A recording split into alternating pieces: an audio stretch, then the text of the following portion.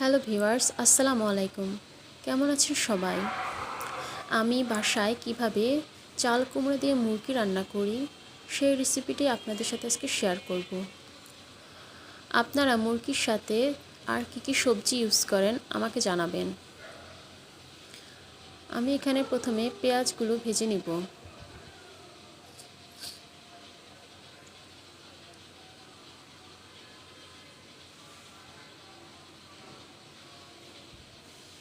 পেঁয়াজগুলো ভাজা হয়ে গেলে এখানে রসুন এবং আদা পেস্ট অ্যাড করব।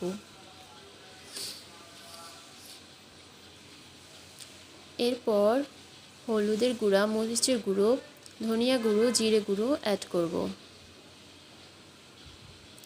এরপর পানি দিয়ে মশলাগুলো কিছুক্ষণ কষিয়ে নিতে হবে।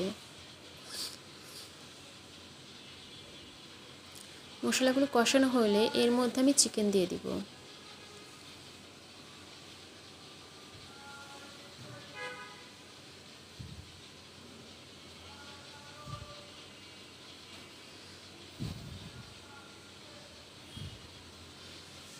এরপর চিকেনগুলো একটু ভালো করে কষিয়ে নিব।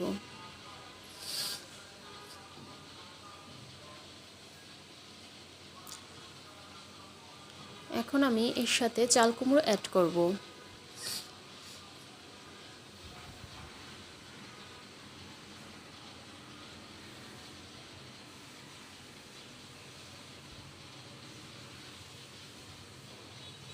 এরপর উপরে কিছু গরম মশলা অ্যাড করব।